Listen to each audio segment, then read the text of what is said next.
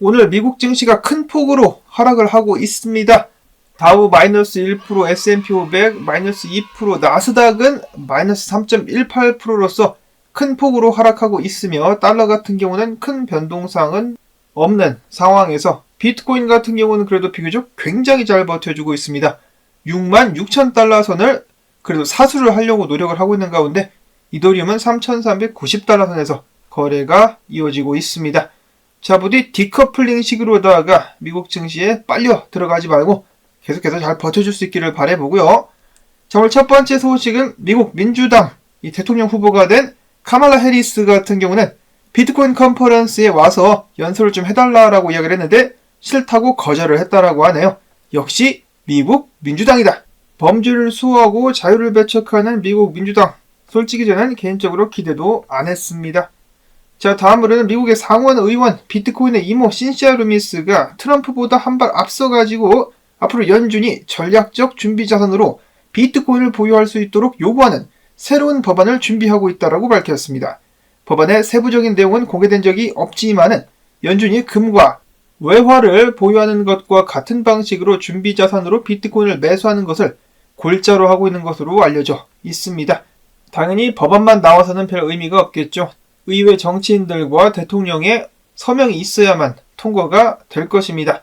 그리고 이번 주말에 있을 비트코인 컨퍼런스에서 도널드 트럼프가 똑같은 내용으로 연설을 하게 된다면 비트코인에 큰 힘을 실어줄 수 있을 것으로 예측을 해볼 수가 있겠습니다. 자, 그리고 마운트 곡스에서 이 비트코인을 나눠주기 시작했죠. 지금까지 17,000여 명의 채권자들에게 비트코인과 비트코인 캐시를 나눠줬습니다. 그래서 대략 14만 개가량의 비트코인 중에 61,558개를 지금 나눠준 상황이고 8126개 같은 경우는 지금 대기를 하고 있는 상황인데 가장 먼저 크라켄을 통해서 물량이 채권자들에게 나눠지기 시작했는데 크라켄에서 물량을 전해받은 사람들 같은 경우는 매도를 하지 않고 있다라고 합니다. 주경 대표 같은 경우도 지금 마운트 곡스에 물량이 나왔음에도 불구하고 크라켄에서의 현물 거래량은 큰 변동사항이 없었다라고 이야기를 하면서 마운트 곡스 채권자들은 현재까지는 비트코인을 매도보다는 보유를 선택하고 있다라는 기사 및 분석들이 나오고 있습니다. 크립토 퀀티 기구자 원체인스쿨 같은 경우는 비트코인 현물 거래량의 변동성이 없는 것뿐만 아니라 오히려 크라켄에서 비트코인 인출이 증가했다라고 밝혔습니다. 즉 비트코인을 매도하지 않고 보유할 준비를 하면서 자신의 개인 지갑으로 비트코인을 옮기고 있다라는 것이죠. 자, 그리고 크라켄에 이어서 이번엔 비트스탬프 역시 마운트 곡스 채권자들의 비트코인을 배분을 시작했다라는 소식 나왔는데요. 자, 아직까지 지금 현재 비트코인의 가격을 봐서는 매도자보다는 마찬가지로 보유자들의 숫자가 더 많은 것 같습니다. 비트코인 가즈아. 자, 그리고 지금 보시는 영상은 라스베가스의 이 원형 이 뭐라고 합니까? 광고판이 있죠. 여기에 최초로 비트코인이 광고가 되고 있는 모습 촬영이 돼가지고 한번 여러분들께 소개를 드려봅니다. 자, 한편 어제 비트코인 현물 ETF에서는 유출이 좀 있었다라고 하는데요. 7,800만 달러 유출. 블랙락에서는 7,190만 달러가 들어왔는데 비트와이즈 및 아크21 시어스, 그레이스케일 등등에서 유출로 다구리를 쳐가지고 순유입, 연속으로다가 순유입되는 날짜에 제동이 걸렸습니다. 자, 한편 주경 대표 같은 경우는 비트코인 가격 지금 어리버리를 타고 있지만은 영구 보유자 주소로 35만 8천 개의 비트코인이 이동했다라고 밝혔습니다. 영구 보유자, 즉 온체인상에서 비트코인을 매집만 할 뿐 매도하지 않은 출금한 기록이 없는 그런 주소들을 이야기하는 것인데요.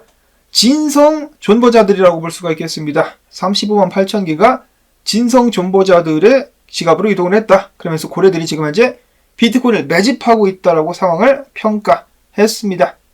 그래서 글래스노드의 CEO들 같은 경우는 이야기하기를 지난 6월 같은 경우 독일 정부의 매도와 마운트 곡스 악재 때문에 비트코인이 하락했지만은 비트코인의 펀더멘털 인덱스가 상승하기 시작했다. 네트워크 펀더멘털이 강해지고 있음을 시사한다라고 하면서 앞으로 비트코인 가격이 선전하게 될 것이다라는 예측을 했습니다. 자, 그 말대로 오늘 미국 증시가 떡락하고 있지만은 비트코인 잘 버텨주고 있죠.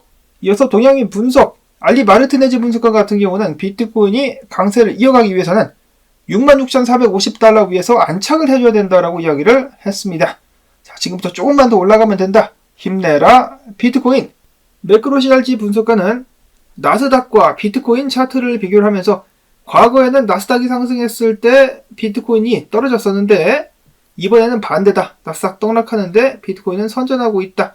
그리고 S&P 500 같은 경우도 추가적으로 하락할 여지가 보여지고 있는 가운데 이 구간, 여기에서 미국 증시가 반등을 하게 될 때 그때 비트코인은 더 강력하게 상승하지 않겠느냐, 긍정적인 분석을 내놨었습니다. 이처럼 비트코인이 미국 증시에 비해서 강하게 선전할 수 있었던 배경에는 바로 도널드 트럼프가 있지 않느냐라고 코인데스크의 수석 분석가는 예측을 하기도 했었는데요. 도널드 트럼프가 바로 강력한 암호화폐의 지지자로서 비트코인 가격을 잘 끌어주고 있다라고 평가를 한 것입니다. 자, 그 다음에 로만 분석가 같은 경우는 그럼에도 불구하고 만약에 비트코인이 66,200달러, 앞에서 알리 마르티네즈는 66,400달러라고 이야기를 했는데요.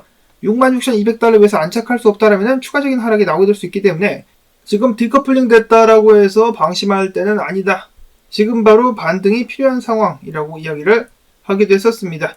자, 그리고 오늘 만약에 비트코인 현물 ETF로 자금들이 좀 흘러 들어오게 된다면 비트코인이 힘을 냈는데 힘을 많이 실어줄 수 있지 않을까라고 생각을 해봅니다. 일단 비트코인 분석은 나온 것은 그게 다고요. 다음은 이더리움으로 넘어갑니다.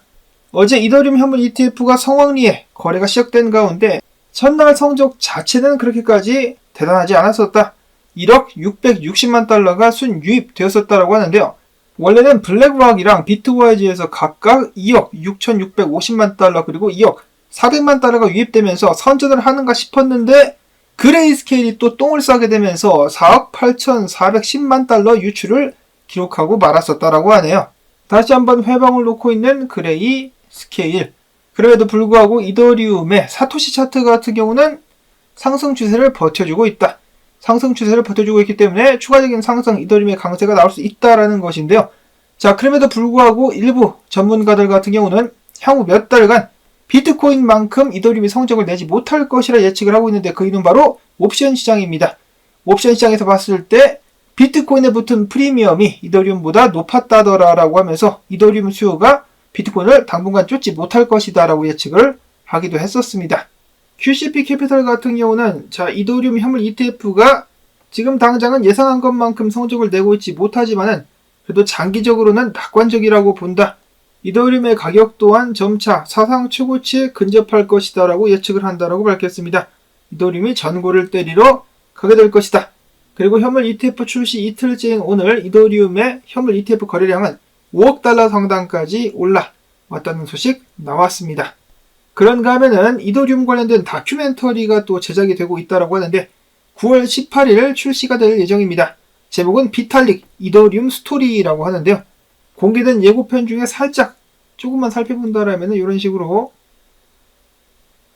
비탈릭 하고 제목이 뜨는 모습을 확인해 보실 수가 있겠습니다. 이더리움 스토리 과연 어떤 내용을 담고 있을 것인가. 비탈릭이 개인적으로 유니콘을 왜 이렇게 좋아하는지 그것에 대한 비밀이 밝혀질 수 있을 것인지 전 세계가 주목을 해보고 있습니다. 자, 그런가 하면은 이더리움 현물 ETF가 출시됐으니까 다음은 뭐다? 솔라나 현물 ETF 나올 수 있을 것이다. 바네크 및 21쉐어스에 이어서 프랭클린 템플턴 역시 솔라나 현물 ETF를 신청할 가능성이 있다라는 소식 나오기도 했었습니다. 구체적으로 언급하진 않았지만은 솔라나에 대해서 굉장히 긍정적인 평가를 했었다라고 하는데요. 자, 다음으로는 솔라나 현물 ETF 기대를 해볼 수가 있을 것인지 솔라나에 대해서 기대를 굉장히 크게 걸고 있는 사람들의 숫자가 많이 늘어나고 있죠. 암호화폐 투자사 판게아 펀드 매니지먼트의 CEO 역시 지금 암호화폐 시장은 폭풍 전야, 진짜 강세장이 시작되기 전인 2020년도 12월 말과 상황이 똑같다. 이번 강세장에서 솔라나와 AI가 핵심 트렌드가 될 것이다 라고 밝혔습니다. 자, 솔라나 및 AI 코인 과연 상승장을 이끌어줄 수 있을 것인가?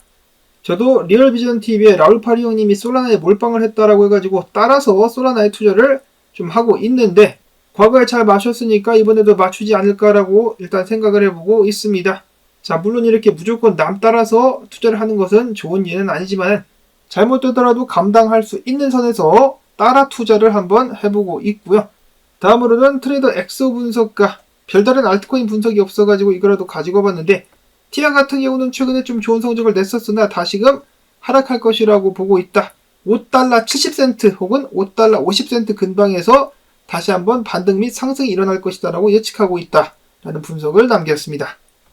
자, 이렇게 해서 저는 준비한 소식들 여러분들께 전해드릴 수가 있었는데요. 부디 비트코인이 계속해서 잘 버텨주면서 상승까지 보여줄 수 있기를 기대해보면서 나온 정보도 여러분들께 도움되셨다면 오늘도 시청료 가지야 광고 영상 재생 한 편만이라도 마지막까지 틀어주기를 통해서 채널 운영에 도움 주실 수 있기를 부탁드리면서 저는 다음에 새로운 소식 가지고 또 인사를 드리도록 하겠습니다. 안녕히 계십시오.